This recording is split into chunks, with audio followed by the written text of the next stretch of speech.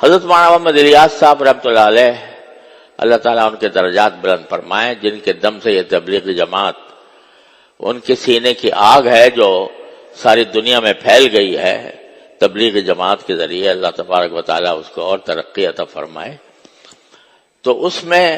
حضرت کا یہ واقعہ میں نے حضرت مولانا محمد عاشق الہی صاحب بلند شہری رحمۃ اللہ علیہ سے سنا ہوں۔ وہ فرماتے تھے کہ حضرت کے بھی ایک دوست تھے اور وہ داڑھی نہیں تھی ان کے، بے داڑھی کے تھے، تو مگر حضرت کے پاس آتے جاتے تھے، بہت دن تک آتے جاتے رہے۔ حضرت نے کبھی نہیں کہا کہ بھئی تم داڑھی رکھ لو، بس آتے جاتے رہے، اپنے ان کو جو بڑے بڑے اہم فرائض تھے اس کے اندر شامل کرتے رہے، نمازیں پڑھتے رہے، روزہ رکھتے رہے وغیرہ وغیرہ، لیکن داڑھی کے بارے میں کچھ نہیں کہا کہ داڑھی تم رکھ لو۔ جب ایک مدت گزر گئی تو حضرت نے سوچا کہ اب یہ اتنا قریب آ گئے ہیں کہ اب اگر میں کہوں گا تو یہ بات مان لیں گے، تو حضرت نے کہہ دیا کہ بھئی داڑھی نبی کریم صلی اللہ علیہ وسلم کی سنت ہے، نبی کریم صلی اللہ علیہ وسلم نے فرمایا کہ تم داڑیاں بڑھاؤ، یہودیوں کی مخالفت کرو اور داڑیاں بڑھاؤ، داڑھی کو بڑھا کر رکھنا یہ نبی کریم صلی اللہ علیہ وسلم کی سنت بھی ہے اور واجب بھی ہے۔ اب کیا ہوا کہ وہ ان صاحب پر الٹا اثر ہو گیا اور انہوں نے پھر آنا چھوڑ دیا حضرت مولانا کی خدمت میں۔ تو حضرت مولانا محمد الیاس صاحب رحمۃ اللہ علیہ فرماتے تھے کہ بھائی مجھ سے بڑی غلطی ہوئی، میں نے کچے توے پر روٹلی ڈال دی، کچے توے پر روٹی ڈال دی، یعنی توا جو ہوتا ہے جس کے اوپر روٹی پکائی جاتی ہے وہ جب تک گرم نہ ہو جائے اور پوری طرح گرم نہ ہو جائے اس پر اگر روٹی ڈال دیں گے تو روٹی نہیں بنے گی، وہ پھٹ کے رہ جائے گی۔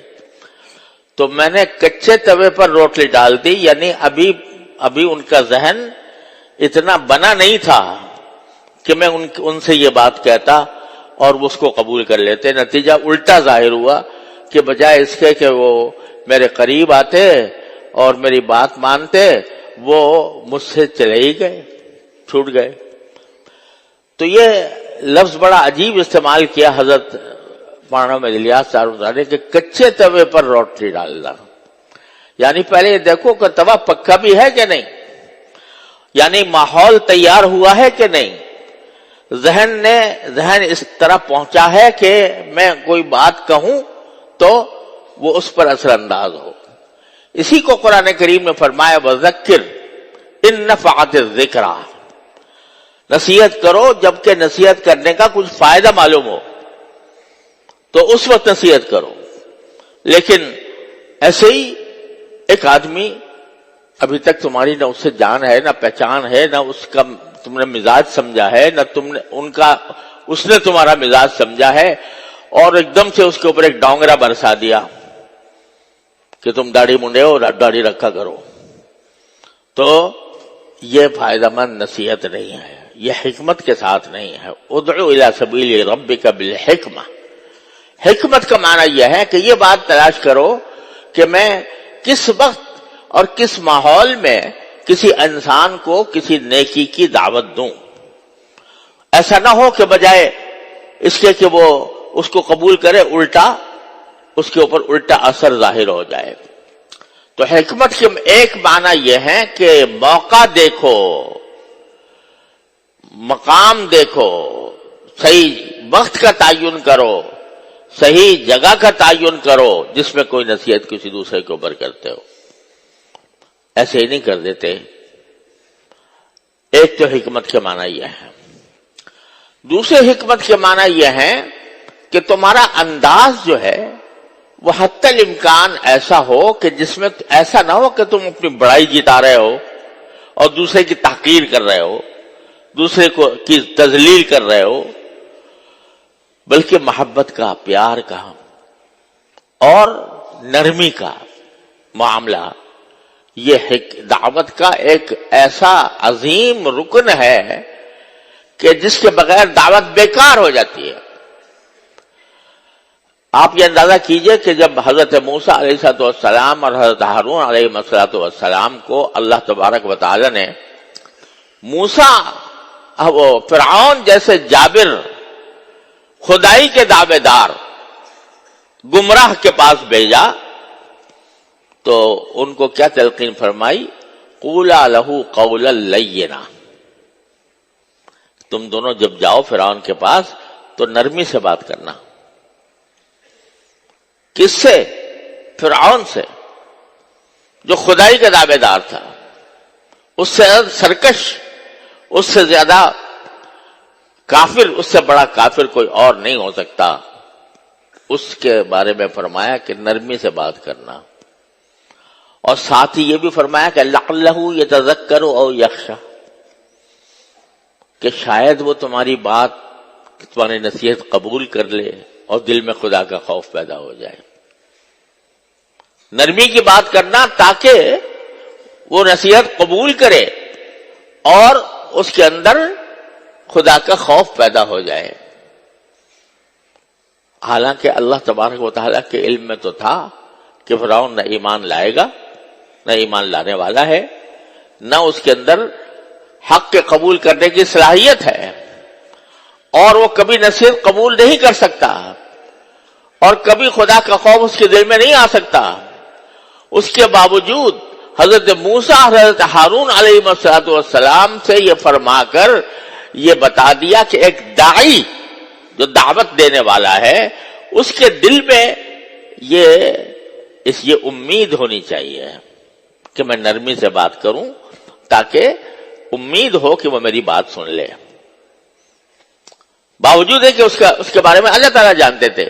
لیکن ان کو یہ کہا کہ تم اپنے دل میں یہ امید رکھو کہ میرے کہنے کے نتیجے میں وہ شاید مان جائے۔ تو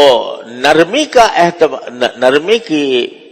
نصیحت فرمائی گئی موسیٰ علیہ السلام کو، ہارون علیہ السلام کو فرعون کے مقابلے میں۔ تو میرے والد ماجد قدس اللہ تعالی سرہ فرمایا کرتے تھے کہ تم سے بڑا کوئی مصلح نہیں ہو سکتا، تم موسیٰ علیہ السلام سے بڑا کوئی مصلح نہیں ہو سکتا، اور فرعون سے بڑا کوئی گمراہ نہیں ہو سکتا۔ لیکن اتنے بڑے مصلح کو، اتنے بڑے گمراہ کے مقابلے میں بھی یہ کہا جا رہا ہے نرمی سے بات کرنا۔ اب یہ ایسی چیز ہے کہ جو دعوت کی بنیاد ہے۔ دعوت محبت سے ہونی چاہیے، شفقت سے ہونی چاہیے، خیر خواہی سے ہونی چاہیے، اخلاص سے ہونی چاہیے۔ اس میں کسی دوسرے کی تذلیل کا یا تحقیر کا کوئی پہلو نہیں ہونا چاہیے۔ یہ ایک ایسی چیز ہے کہ جس کی نہ ہونے کی وجہ سے ہماری دعوتیں بیکار ہو جاتی ہیں۔ اس کی وجہ سے اول تو دعوت کا خیال ہی نہیں آتا،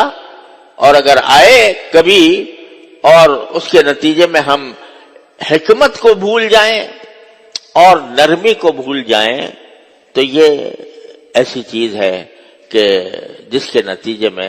دعوت بیکار ہو جاتی ہے۔ اس کے بجائے دشمنیاں پیدا ہوتی ہیں، اس کے بجائے عداوتیں پیدا ہوتی ہیں کہ اس نے ہمیں ذلیل کیا ہے۔ اگر اسی بات کو تم ایک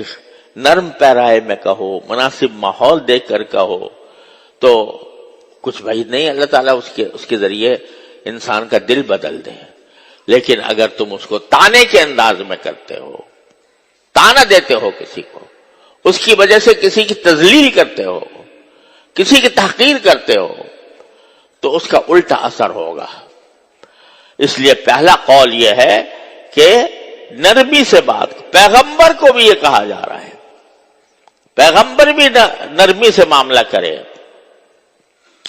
سختی کا معاملہ یہ حکمت کا تقاضا ہرگز نہیں ہے۔